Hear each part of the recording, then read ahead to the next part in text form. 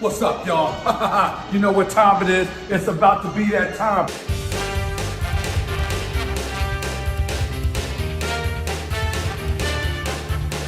Damn, son, where'd you find this? You're dying. Last night, a killer died. Where the hell did that go? His body was laid to rest. But his soul, That's impossible. has come online. Savage. And we're back. One Piece 1108 is out, and if it is setting up what it claims to be setting up, everybody needs to strap in. Yeah, but first, the real question, is he? Or isn't he? What if he is, but he isn't? What if he isn't, but he is? Ever since the beginning of this arc, Vegapunk has been waving the death flag around. We've talked about this a lot, but it might have actually happened. Or at least that is the very clear implication here. But going back as far as the beginning of this arc, Shaka was on the phone with Dragon. Hey, I think I'm gonna die soon. Oda was telling us from the very beginning that he would. And just as he did with Kuma, I believe that Vegapunk has found a workaround for death. As usual, there are a lot of implications for all of this, including one very transcendent way that it feels very Oda. A way for Luffy to keep his promise of getting Vegapunk off the island, even though he's dead. Let's get into it. But first, like, comment, subscribe if you're feeling the vibe.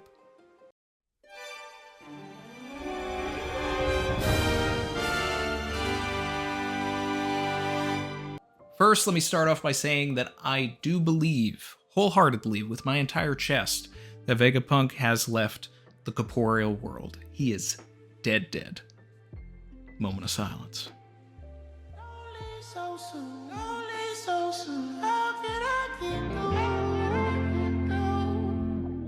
And what we are seeing at the end of this chapter is in fact a dead man switch, which is a trope in media where an author gives a character an opportunity to get the last laugh from beyond the grave. Now usually it's a villain with a bomb, things like that, but this is an amalgamation of two tropes that in science fiction have gone hand in hand before, which is mind uploading. And this is something that has also been set up throughout this arc, just looking at the satellites. Vegapunk chopped his brain into several pieces and then put his consciousness into each one of them, and they upload their consciousness into a hub, creating a sort of hive mind by the end of each day. And we know that York was not doing their part there, right? That's how everybody didn't know what York had going on. But of course, Vegapunk would do this as well, in the same vein that he created a dead man switch for Kuma, in a way. Vegapunk has uploaded his consciousness. If his heart were to stop beating in his actual body, then it would activate in the computers of Egghead. What are the implications of this, and how far can we take this? The way it is being presented is that Vegapunk pre-recorded a video that is being disseminated to the world, right? That was part of his dream also, to create a neural network, create the internet, send messages all across the world. He had been studying the poneglyphs, studying the true history. He was friends with Saul. We even get several mentions and hints to potentially Saul in this chapter as well. But is it pre-recorded? Or will Vegapunk be living on past this, kind of like Kit in Knight Rider or Armin Zola from Marvel? Will Vegapunk continue with us? Will he be a guide to the Straw Hats? Could we upgrade the Sunny and put a supercomputer into the Sunny where basically everybody could walk over to him like Ask Jeeves or Google? Robin can get some new information about the true history that he doesn't know and upload it into the computer, and then he, bat computers it out, spits it out, and puts it together with even more information. We saw holograms at the beginning of this arc. Could we have a situation where while they're on the Sunny, they're able to talk to a hologram of Vegapunk? Is he literally the ghost in the machine here that can just pop up? And speaking of ghosts, this is actually Oda's way of putting a Force ghost into the story, potentially if he wants to go that route. Because what he's doing here is essentially what he always does. It's a cop-out. It's a fake-out death. It's something where he's able to mine the emotional catharsis of losing a character, but because we're in a science fiction arc, a very convenient way to not only kill this character, but keep them alive in a way that doesn't feel contrived. And I could totally see Oda mining it for gags if we go the hologram route, right? Where he just sort of appears out of nowhere when no one's expecting it and they just keep yelling at him like, stop doing that, or...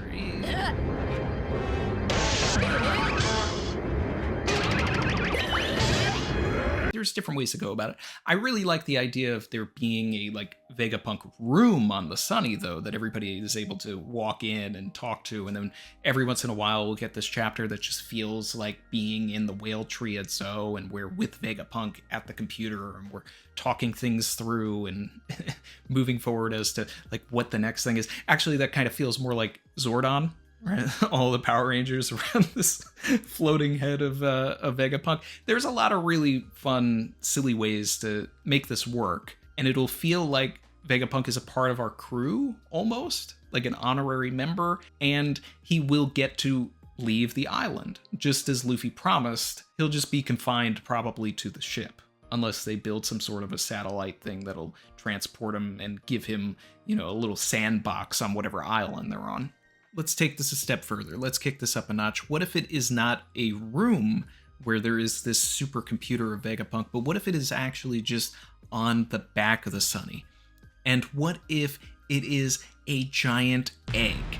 What if it is a mini version of Punk Records taken from Egghead so that the Sunny ends up with its own version of a giant egg on its ship, but it's actually a computer where everybody can go and communicate with Vegapunk, send messages, relay to different satellites, whatever. It's a giant supercomputer on the back of the Sunny.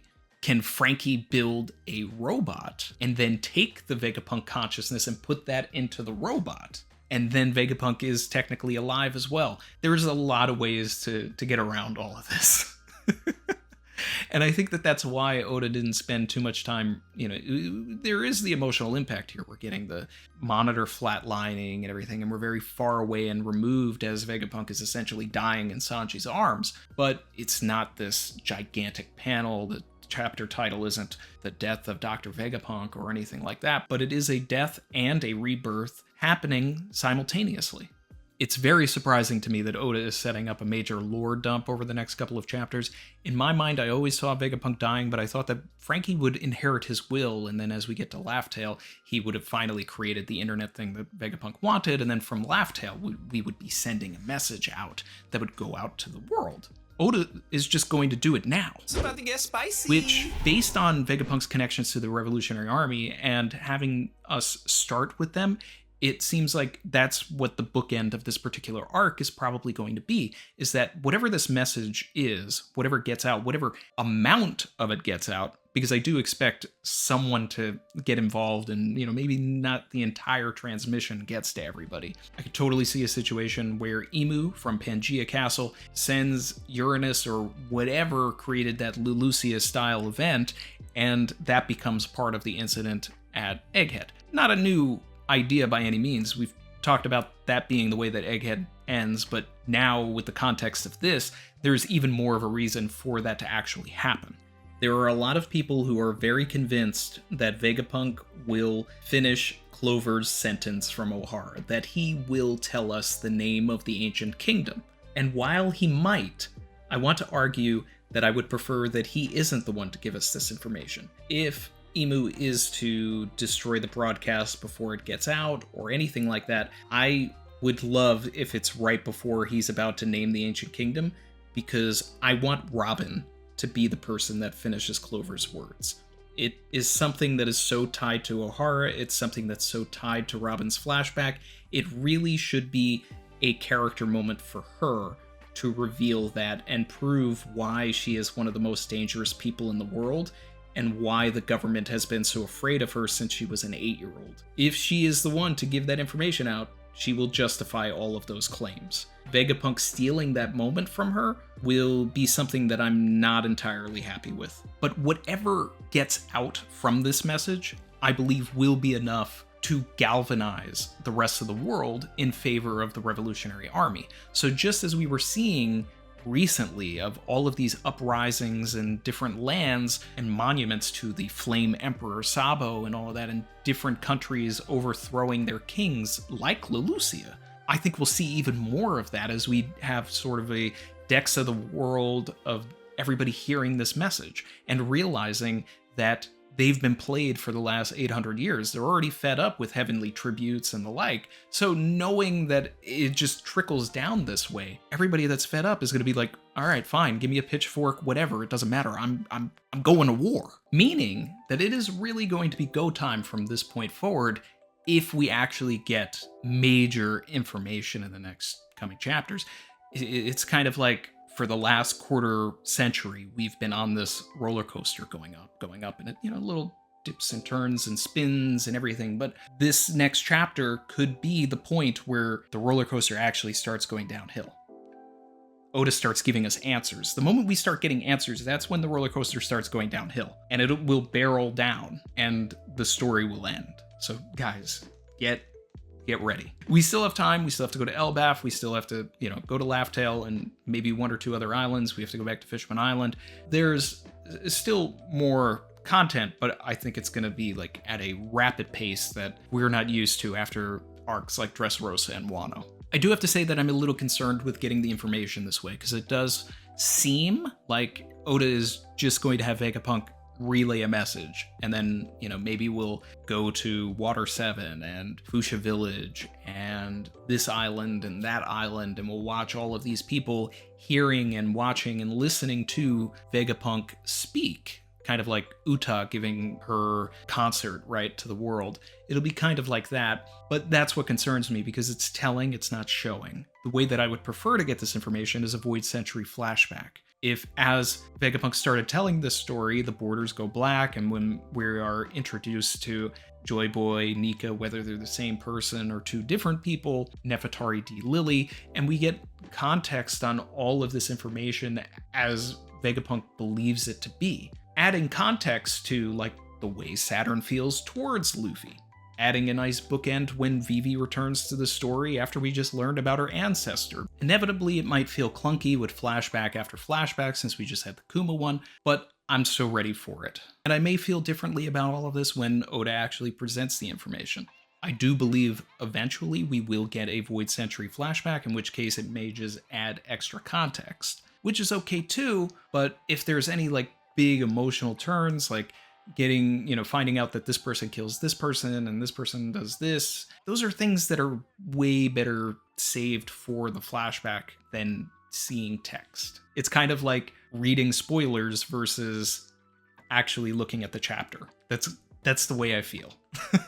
While Vegapunk is giving this information, if we are doing a Decks of the World and going and seeing other people's reactions to this information, the most important place to transport us is Morgan's blimp, because this is literally the biggest news the world will have ever received. He is on his way to get this information, to get the scoop, but the scoop is coming to him. How will he react to that? Will Morgans be upset that he is not the one that is able to send this information out? Or is he just excited that the information is getting out? Will Vegapunk say anything about Nefertari D. Lily? If he does, we definitely need to see Vivi's reaction to that. Not to mention that we are 2 chapters away from being 1,000 chapters from Vivi's name being revealed in the story. When Mr. 5 and Miss Valentine's Day showed up to Whiskey Peak, that was chapter 110. 1,000 chapters from that would be 1110. Is that when Morgans and Vivi are going to get to Egghead? It's possible,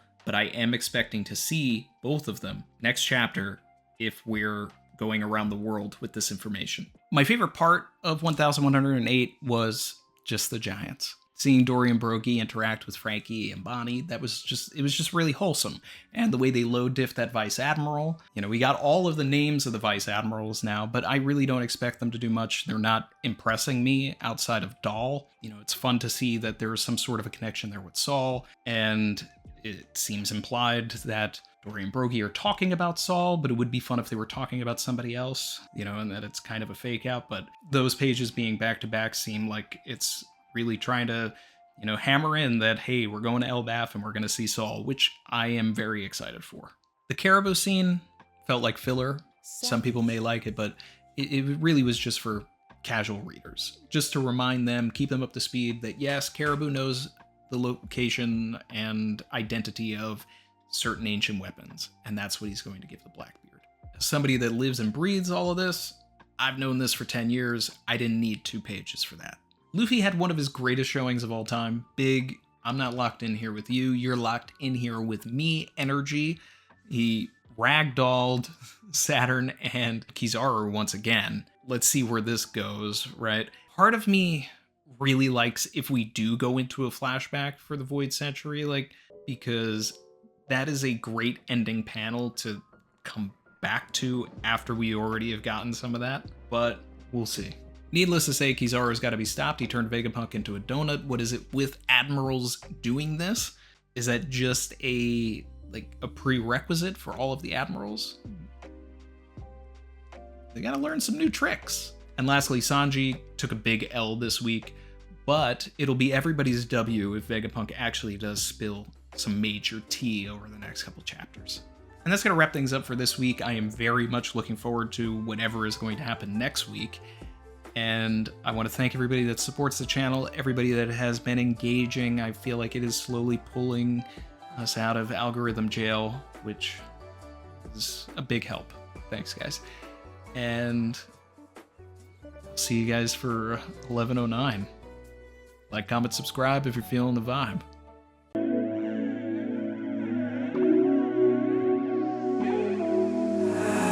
I've been swimming deep, deep. Savage.